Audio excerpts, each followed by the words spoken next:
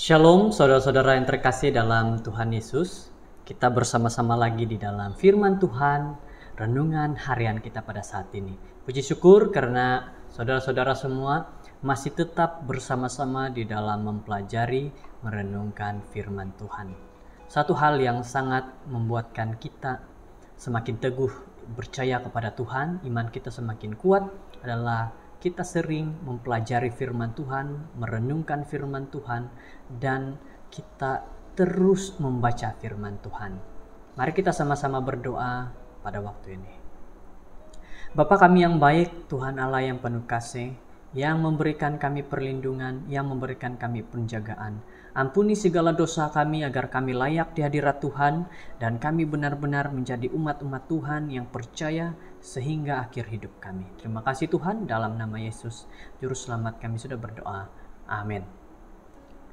Judul firman Tuhan pada waktu ini adalah Aku harus melihat Roma juga. Kisah para Rasul 19 ayat 21. Kemudian daripada semuanya itu, Paulus bermaksud pergi ke Yerusalem melalui Makedonia dan Akhaya. Katanya, sesudah berkunjung ke situ, aku harus melihat Roma juga. Paulus bukanlah jenis orang yang pergi ke bukit dan menjalani kehidupan yang tenang. Matlamatnya adalah untuk selalu menyelesaikan pekerjaan penginjilan di ibu kota yang paling besar di bumi pada masa itu, yaitu kota Roma yang hebat. Dia memberitahu kita bahwa aku harus melihat Roma juga. Ya, memang benar, Paulus akan katakan, saya telah pergi banyak kota dan banyak tempat, tetapi masih ada satu kota yang saya ingin berikan impak. Dan kota itu ialah kota Roma yang jauh dan pusat empire. Satu tujuan, satu harapan yang sangat baik melalui Paulus. Apakah kita tidak dapat seperti ini? Apakah kita tidak dapat datang dan masuk ke kota dan kita menyebarkan ataupun kita mahu betul-betul memberikan firman Tuhan kepada orang di kota, kota-kota yang pesat, kota-kota yang membangun? Walaupun Paulus merupakan seorang warga negara Rom, namun tidak mudah untuk dia sampai ke Rom. Ini berarti hampir 4.000 km untuk sampai ke sana melalui laut, gunung, ganang, dan banyak lagi halangan lain. Walaupun dengan semua cabaran itu, namun Paulus berazam, aku harus melihat Rom juga. Azam yang sangat baik. Saudara-saudara yang terkasih dalam Tuhan Yesus, sahabat-sahabat, pelayan-pelayan bagi Tuhan pada saat ini, tidak kira siapapun kita, elder, pastor, ataupun pemimpin-pemimpin gereja yang lain. Tidak dapatkah kita berazam seperti Paulus? Yaitu dia mahu datang ke kota Roma, mahu menginjil di sana. Orang besar berimpian besar.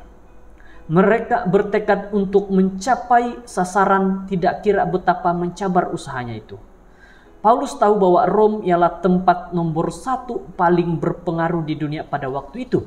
Dan usahanya akan berbaloi untuk pergi ke sana. Lagipun jika Rom boleh dimenangi melalui Injil, ini akan menjadi satu pemangkin untuk memenangi seluruh dunia.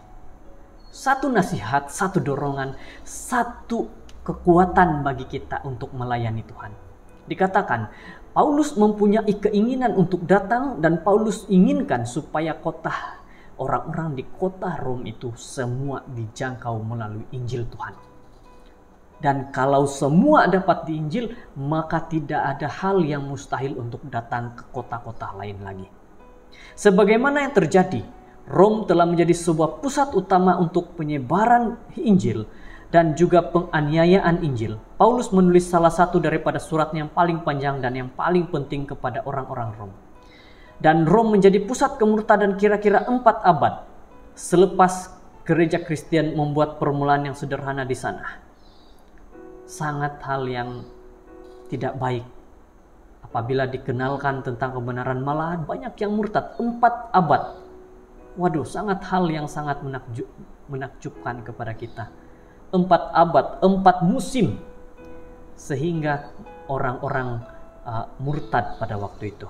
Pada waktu ini, zaman ini, apa yang Anda harus lakukan untuk pekerjaan Tuhan? Apakah kegairahan hidup Anda dan bagaimana Anda dapat menyalurkan semangat itu ke dalam pelayanan yang akan mempengaruhi jumlah orang yang semakin meningkat? Pergilah ke Tuhan, tanya kepada Dia apa yang Anda harus lakukan dan kemudian bertekadlah seperti Paulus untuk memenuhi visi Tuhan dalam hidup Anda. Saudara-saudara, ajakan yang sangat baik. Saat ini kita diajak, mari kita tanya Tuhan apa yang Tuhan ingin kita lakukan dalam pelayanan kita. Tuhan memberkati. Mari berdoa. Bapa kami di surga, puji syukur firman-Mu yang sangat baik mengisahkan tentang Paulus yang bertekad benar-benar mau melayani di kota dan memenangi orang-orang di kota dengan Injil Tuhan. Saat ini kami diberikan nasihat agar kami dapat berazam seperti Paulus melayani ke kota-kota ataupun ke tempat-tempat yang Tuhan izinkan kami melayani. Terima kasih Bapa karena Engkau menyertai kami dan memberi pengertian pada saat ini. Inilah doa kami dalam nama Yesus Tuhan Juru Selamat. Amin.